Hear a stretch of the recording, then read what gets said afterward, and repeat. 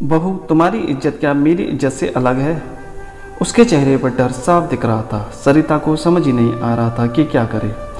Mummy जी के मायके से पूरा परिवार उससे मिलने आ रहा था। वैसे शादी में सभी से मिलना हुआ था, लेकिन मेहमानों की भीड़ में सभी से अच्छे से जान पहचान नहीं हो पाई।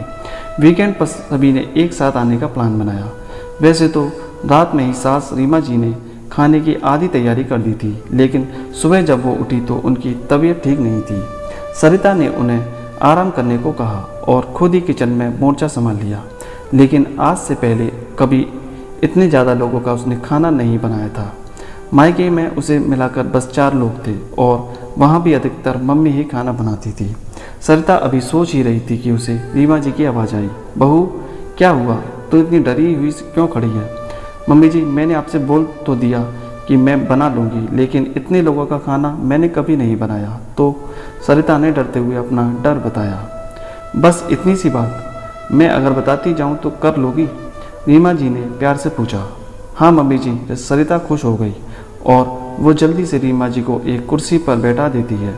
फिर क्या, रीमा जी के साथ मिलकर सरिता ने छोले, टिक्का, पनीर मसाला, मिक्स वेज, पुलाव, दही बड़े और कस्टर्ड बना डाला। पूड़ी का आटा तैयार करके थोड़ी सी पूड़ियाँ छान दी। खाना बनाने के साथ ही साथ रीमा जी सरिता से उसकी पसंद नापसंद पूछती जा रही थी और सरिता भी रीमा जी से परिवार के लोगों की पसंद और नापसंद समझ रही थी।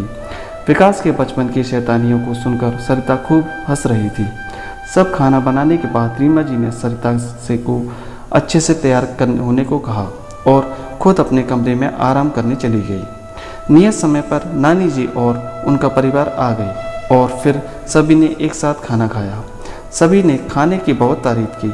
रीमा जी ने ऐसे दिखाया कि पूरा खाना उनकी लाडली बहू सरिता ने ही बनाया है। सबके साथ वो भी दिल खोलकर खाने की तारीफ कर रही थी। सब एक साथ उनके कहे तारीफ में और तारीफ जोड़ने लगे। अब तो महीने में एक बार हम सभी सरिता बहुरानी के हाथ का खाना खाने यही आएंगे। मामा ससुर जी चटकारे लेकर बोले।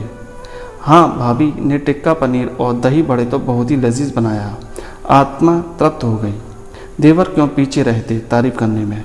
अपनी इतनी तारीफ सुनकर सरिता को थोड़ा बुरा लगने लगा। वो लोगों को बताने लगी, अरे वह मम्मी ने अब मेरी तबीयत बिल्कुल ठीक है। रीमा जी ने दूसरी बात छेड़कर विषय बदल दिया और सबकी नज़र बचाकर सरिता को आंखें दिखाई कि चुप रहो। खाना खाने के बाद सभी ने सरिता को नेक के साथ अपने व्यवहार से सबका दिल भी जीत लिया। बहुत खुशनसीब है तू। सबके जाने के बाद सरिता रीमा जी के गले लग गई। मैं बहुत खुशनसीब हूँ जो आपसे मिली। आज आपने सबके सामने मेरा मान बढ़ा दिया। आपने मुझे बताने क्यों नहीं दिया कि यह सब मैंने आपके सहयोग से सब बनाया। ऐसा क्यों कह रही है बहू? तुम्हारी इज्जत क्या मेरी इज्जत से अलग है? मैं चाहती थी कि सबको लगे कि तुम खाना बहुत अच्छा बनाती हो। सबकी आंखों में तुम्हारे लिए तारीफ देखकर ऐसे लग रहा था जैसे मेरी ही तारीफ हो रही है। आज नहीं तो कल तुम सब कुछ अच्छे से बनाना सीख ही जाओगी। रीमा जी ने सरिता के गाल को प्यार से थपका कर कहा और फिर उसे गले लगा लिया। सास अगर ऐसे ही बहू की गलती को ढककर प्यार से उसे समझाए तो बहू के दिल में भी सास का खौफ कम और इज्जत बढ़ जाती है। धन्यवाद।